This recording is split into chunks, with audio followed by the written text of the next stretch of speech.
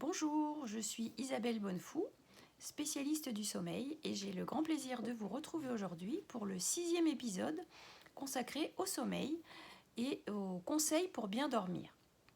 Alors le thème du jour concerne les substances qui sont déconseillées pour bien dormir.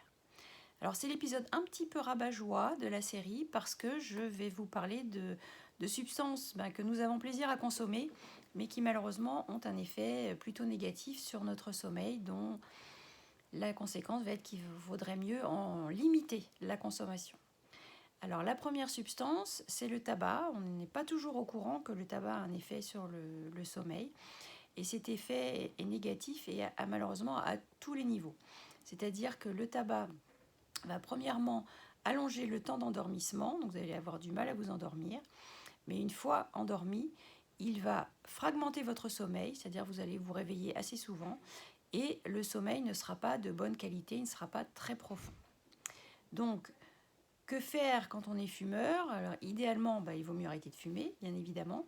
Mais si c'est trop difficile pour vous, essayez de limiter la consommation de tabac le soir pour limiter l'impact sur votre sommeil. Voilà la recommandation.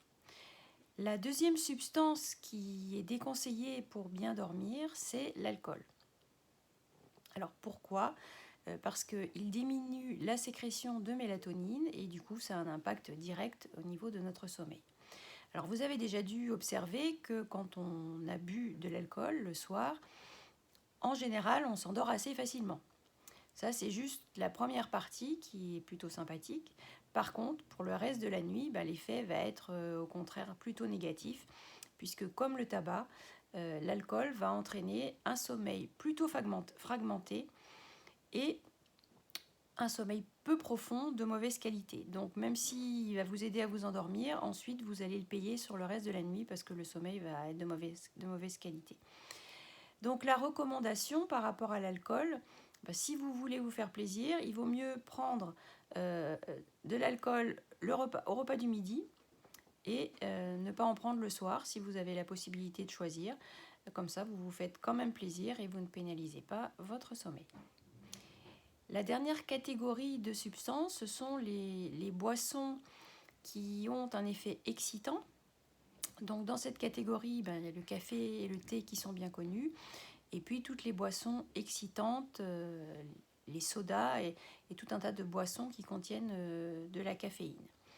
Alors si il est couramment véhiculé le fait qu'il ne faut pas boire de café après 16 heures, ce qui est fortement recommandé, une fois qu'on a dit ça, on n'a pas tout dit parce que le problème de la caféine, c'est que elle a un effet cumulatif dans notre organisme et elle s'élimine extrêmement lentement.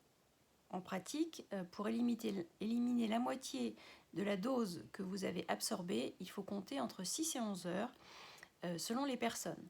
Donc vous comprenez bien que si par exemple vous prenez 4 cafés dans la matinée, le dernier étant à 14 heures, et que vous n'en prenez plus après 16 heures, eh bien de toute façon, le soir, vous serez sous perfusion de caféine et vous aurez sans doute des difficultés pour vous endormir.